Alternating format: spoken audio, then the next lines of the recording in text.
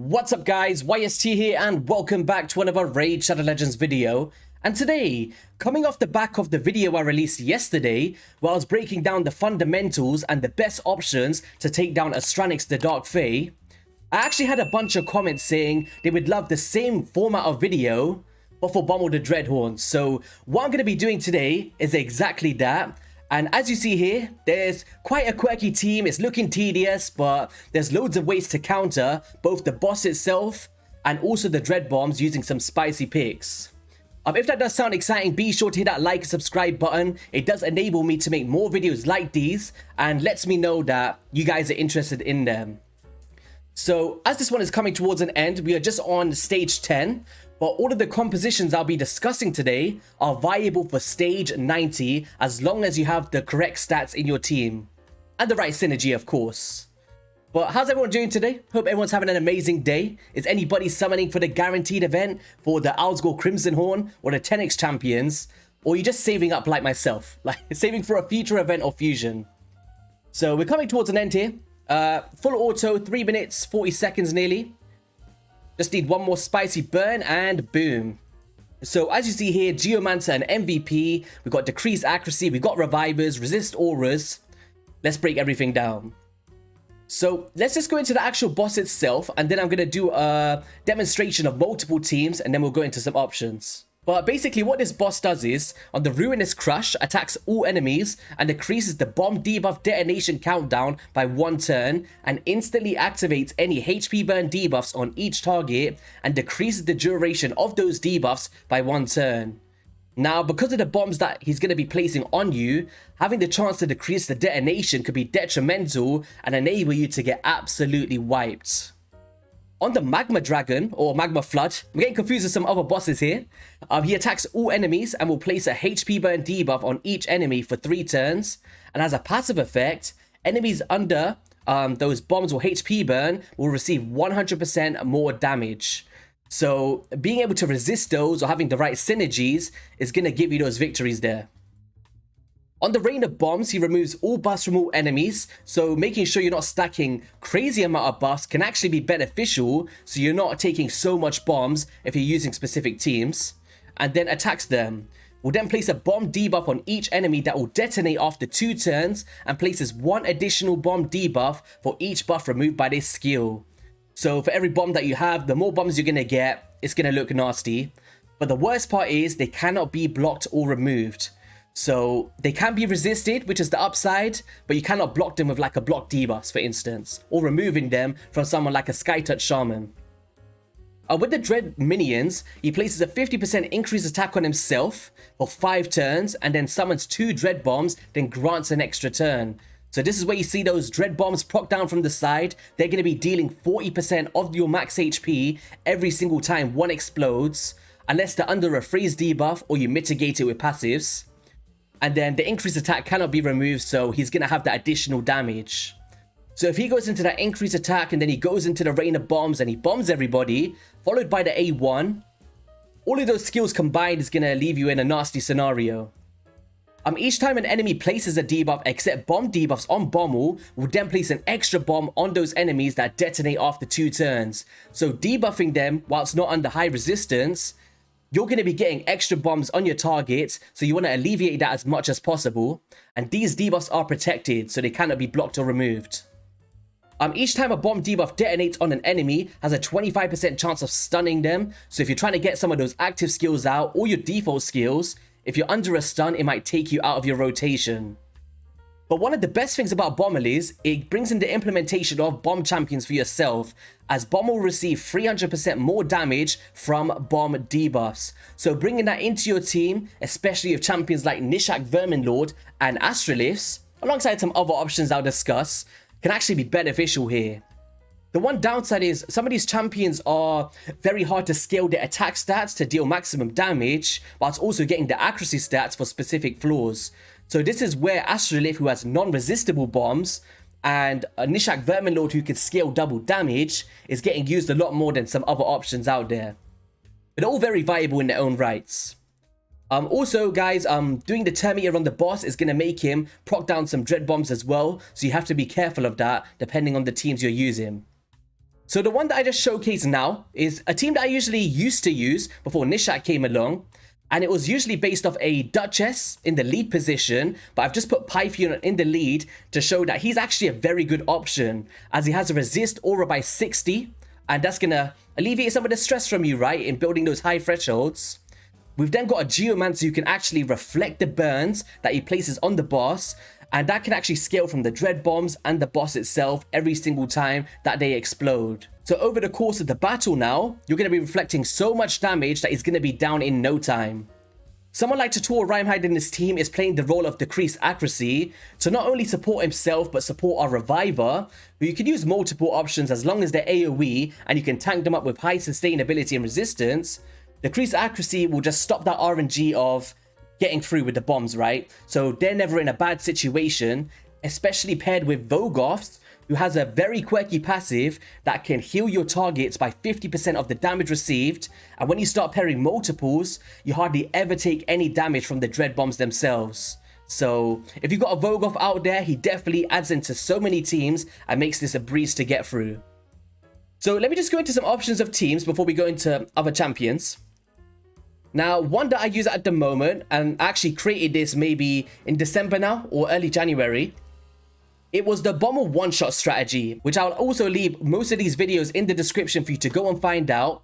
I was using 2 ally attack champions, but as you see here, we're only going to be using 1 just for the demonstration. And the theory behind this was, because of the way that Nishak Verminlord scales with double damage, I thought, why not bring in ally attack, try and utilize his A1 skill to get as many bombs out as possible, and just get through it, right, in a one-shot. And we basically want to be stacking specific bombs depending on the amount of attack you've got, and that's going to determine how much bombs you're going to need on the boss itself. So we're coming through here, got a bit of damage coming out. This is only stage 10, so we shouldn't need more than 1 ally attacker here. So increased attack is going out here. We're then going to bring in an ally attack, whilst Nishak is under increased attack, bringing in more bombs with the weaken that's going to amplify the damage. And then 3, 2, 1, put your hands in the air. I'm sure many of you guys have seen this, and kaboom. So this is going to be done in 43 seconds, but even on stage 90, it can be done so quickly in like 24 turns. Very similar to how you've seen right now. And as you see here, 674,000 damage coming out from Nishak Verminlord, and it's probably the most popular strategy that I've seen come into existence. Because it's so easy to build in a sense. It's like, Arbiter's a champion that most players can get, as long as you've done the milestone rewards. You can bring in any of your favorite nukers to just clear out the waves. Bring in any ally attack champions, as long as it's all allies. But you can afford to have like random allies as well, if you don't mind taking a couple of attempts. And then Nishak Verminlord in the lead position for the attack aura and placing all of those bombs. But I'll break all of them down in more detail straight after the runs. Oh, we completed an advanced quest there as well. Now, this is another variation of Nishak team, and this is for players out there that don't have any ally attackers. I actually put this video out and it didn't perform too well. Maybe people were just bored of seeing the strategy. But this one's based around, you can have a Demifera in the team, or you could also use a Revive on Death champion such as a Skytouch Shaman, where once you come up against the boss itself, you take 1 AoE attack with rather the Revive on Death or block damage, and then you place it, the sustainability after the BOMMAL takes a turn, so he doesn't strip your buffs from you. And this is going to allow you to survive some of those Dread Bomb smacks, but just keeps you under that protection so you're not dying from the bombs themselves as well.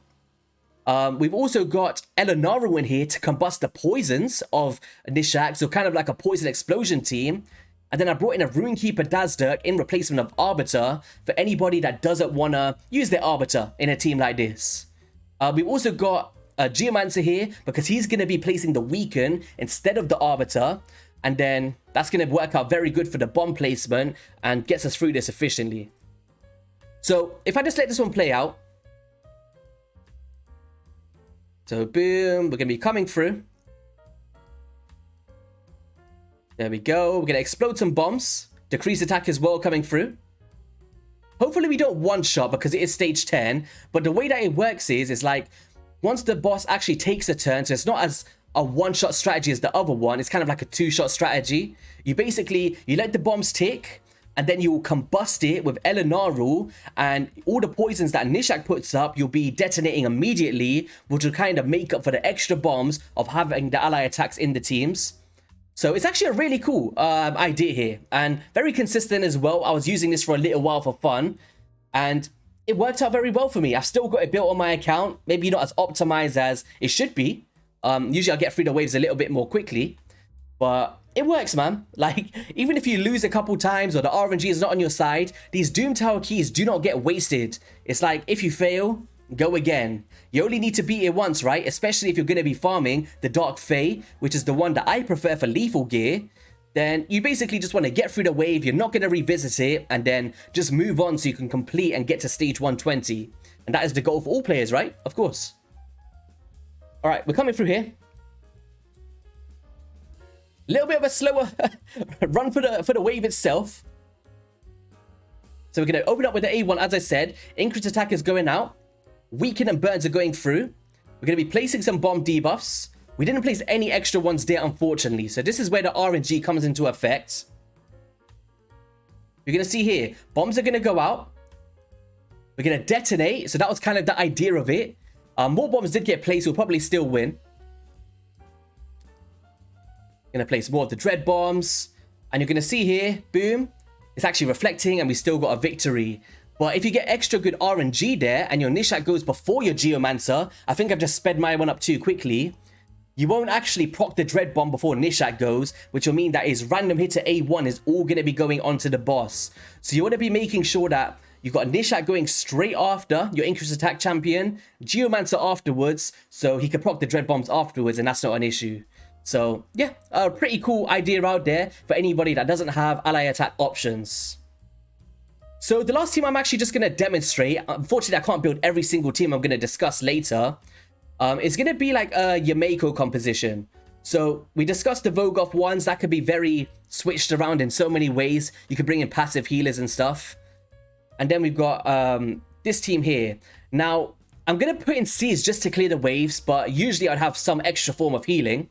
So with Yameko, she's not somebody that everybody's going to have, but in case you have her, she actually has a really cool way to utilize Hex to her advantage, where she'll be placing it on the target. And I'm going to slow it down a little bit here for you. So Hex goes out. Doesn't matter if we got some debuffs, it's fine. And now, because of her passive, she can actually deflect some of those bombs back because it's before the debuff placement. We're precking some Dread Bombs, which isn't good. This is where the Vogoth comes into effect. 3, 2, 1. Boom. You see how many bombs there, guys? Most of them have all been sent back to the boss. So now he's got 1, 2, 3, 4, 5, 6 bombs. And the way that we're going to be surviving this atrocity in front of us, which looks very intimidating, is once again Vogoth's passive, which I'll break down in detail. But here we go. Let's speed this up a little bit. It's going to look scary. I'm not sure if we're going to win because we brought in C's, because we might need like some extra support. But here we go. Extra bombs coming through. We just need them to detonate. You see that there? We're hardly taking any damage here. Absolutely none. We don't have to worry about the Dread Bomb procs. We got a few deaths there, which is unfortunate, which is why we have a Reviver to tank up the rest of them. But almost 50% of the boss's HP has been chunked down immediately here. And if you can keep recycling this, allow the boss to keep doing this, placing more bombs, we're placing more up again, you'll come in that cycle of just destroying this dude like no man's business. So yeah, a really cool option out there that I could have just quickly set up for you, so I thought it was worth showing. So okay, let's talk about some other strategies now. So I've basically written up an article for all of the solo champions that can tackle BOMMAL on the hardest stage possible, being stage 90. And of course, there are some other options like Berengiri and Vergis that can do some of the lower thresholds. But I feel like if you're investing in a champion for a solo team, you want to make sure that you can reach the highest without investing in multiple champions, right? I feel that's very important, especially with like skill terms and stuff.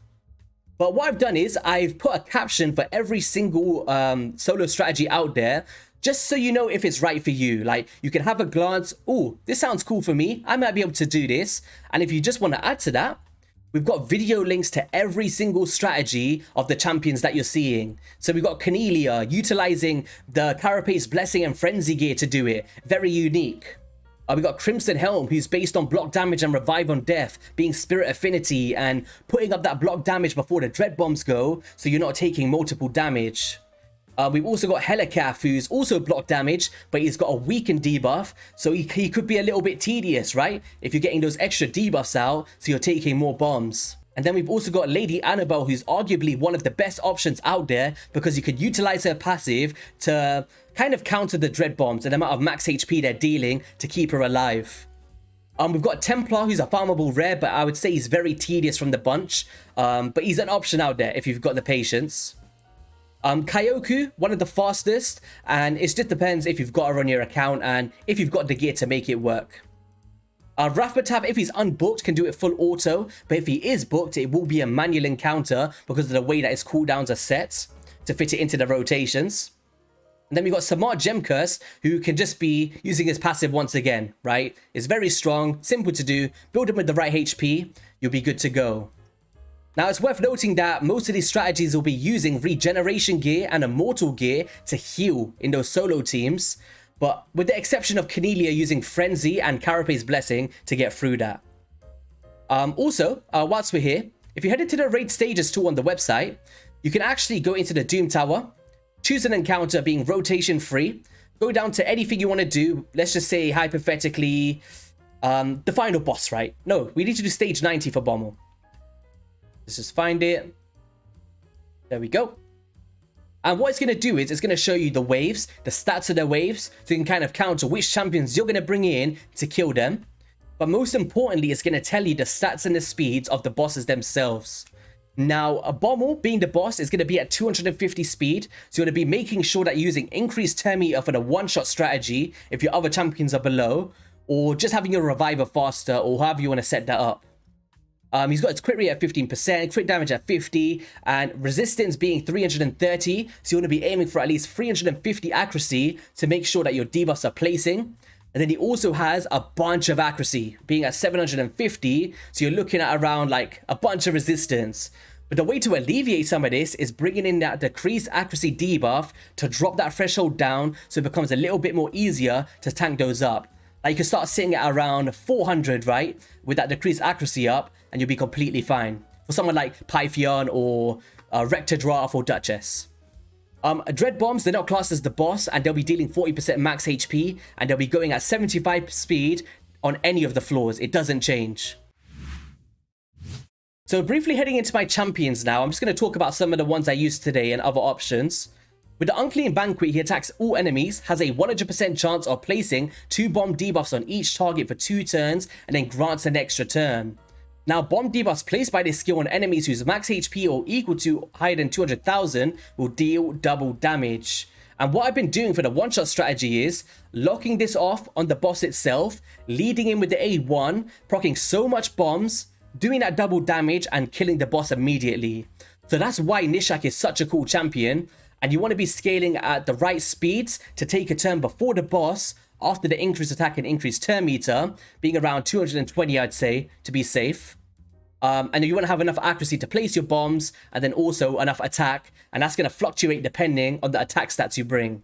So the RNG gets a little bit less the more attack that you have, pretty much. But I've done it as low as maybe 5,500 before. Next up, Vogoth. I keep speaking about him, and basically the fundamentals of the Dread Bombs, not the BOMMAL himself, they deal 40% max HP to your targets. So what he does with the Festering Dynamo is, whenever this champion is attacked, will heal all allies by 50% of the damage received. Now that's great, that's what we want, but only heals by 25% of the damage received from boss attacks. So the Dread Bombs are not the boss, BOMMAL is the boss. Therefore, you're going to be getting 25% reduction from the boss itself, but from the Dread Bombs, you're actually healing more than they're actually dealing, right? So if you have multiples in the team, you're going to be on an even playing field. And if you start bringing in like 3 Vogoths, you're then getting an extra value. So you're actually benefiting from it. So if you've got like 2 Vogoths, it's one of the easiest ways when paired with a Geomancer and a Reviver to get through this boss.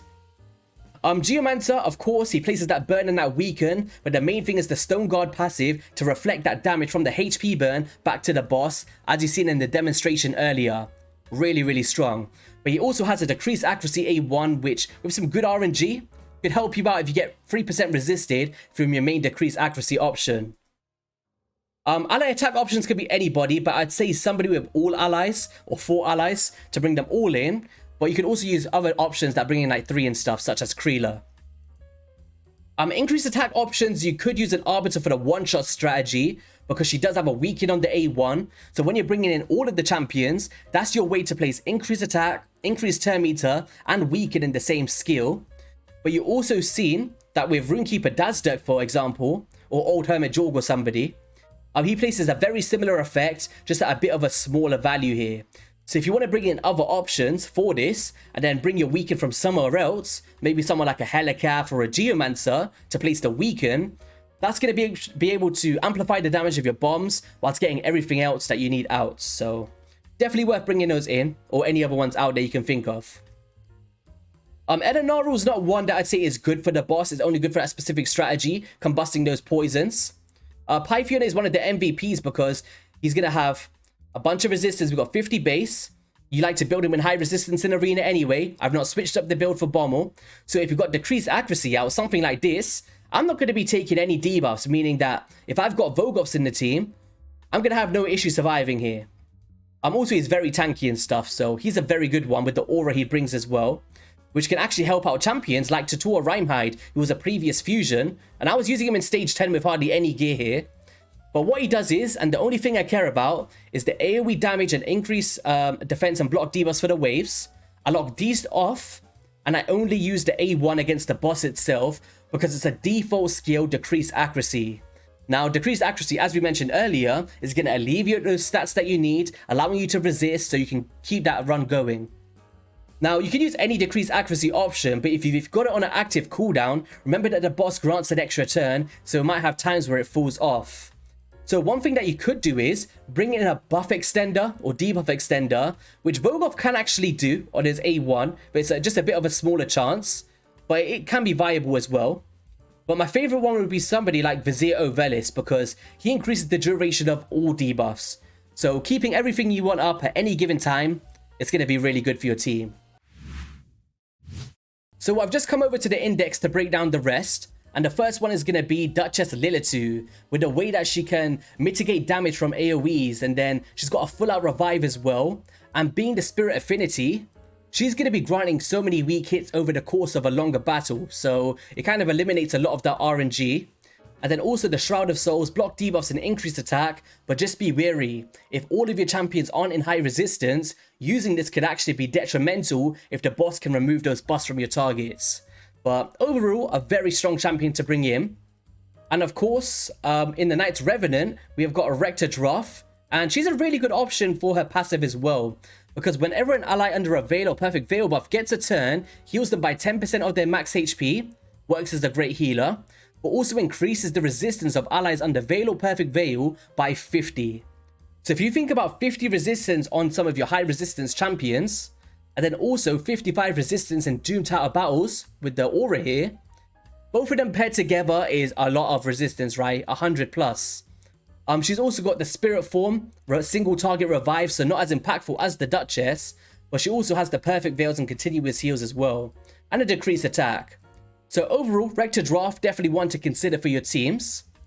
And I just wanted to discuss some bomb options as well, because it's a bit unfortunate that when you're going up against the boss, because of the thresholds of it, trying to get the accuracy stats and also the attack stats on them is very hard, which is what makes Nishak and Astralith so sought after. So if we just go back to the Knight's Revenant, we've got champions such as Gaius the Gleeful. You can do AoE bombs, you can then detonate bombs, and also place bombs upon being hit. But if you can manage to make it work, which I definitely have in the past, it might be a bit of a longer encounter than some of the other options, but if you put him like those 2 Vogoths once again, he does a great job.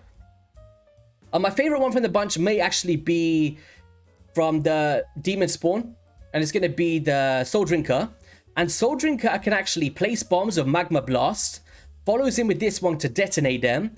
He's got detonation on the A1, and also upon death with Set Ablaze, he places 2 bomb debuffs on each enemy that detonate after 2 turns. So you've got a way of placing so many bombs on the target, and if you've got a reviver in your team, you can keep bringing them back, maybe with some resets, and completely shred them down, depending on the floor you're facing. So especially for something like normal, if you can't get the stats for hard, he's going to have a huge effect on your accounts, guys, for sure. And then another way to actually take this down is going to be passive healers. So if we go into the orcs really quickly, just as an example, there's champions such as Vrask or Doom Priest that actually heal upon their passives. As you see here, heals all allies by 10% of this champion's max HP whenever they inflict a critical hit. And you do not even need books on this dude in order to do so. So if you're going through with no buffs at all and you're just healing every single turn, you got Vogoths and Master Butchers in the comp, you're going to have no problem in surviving the onslaught, but it'll just take a longer time to do it. But on that note, with the Master Butcher, if we go into the Dwarfs, he's a rare champion that if you don't have the Vogoths or the next champion I'll speak about, he actually has a passive that can revive a random ally when he's killed, but also when attacked heals all allies equal to the amount of damage taken. And once again, the Dread Bombs are not the boss, so you're going to be healing by a tremendous value here. So at the cost of rare books and a few cooldowns here, you'll be good to go with that dude. And then next up is going to be from the Ogrin tribe. So staying with the theme with those crazy passives, we've got the implementation of Grazor, who's like the legendary variation of Vogoth with the way he utilizes this passive, but he also has max HP nukes to take down that boss efficiently. So if you could start bringing these two in together, and also the way that he could preempt some hits with the active effect and put an unkillable on himself, he's going to be a very good option for BOMMAL the Dreadhorn. Last but not least, it's like very niche scenarios, but I definitely use this at the start of the game. And it's going to be revive on death options, because you place that revive on death on yourself, right? And then you can also heal a lot with her passive with the Bloodstained Ritual, where it damages this champion by 10% at the start of each turn, but will also heal all allies except this champion, equal to half of this champion's current lost HP. So you're going to be getting a lot of passive healing here from this passive, and it's going to work out great for your composition in the lower floors, unless using those specific teams I was using. But yeah, guys, I guess that's going to be all for my list today. I'm sure that there's many that I've missed, as always. But you guys can let me know in the comment section what are your favorite champions to tackle BOMMAL the Dreadhorn. And if you guys did enjoy the video, be sure to hit that like and subscribe button. And it really does help me know to make more videos like these in the future. And we're on that road to 30k, and we'll get there step by step. Have an amazing rest of your weekend. Good luck with your BOMMAL grinding, and I'll catch you guys in a video soon. Peace.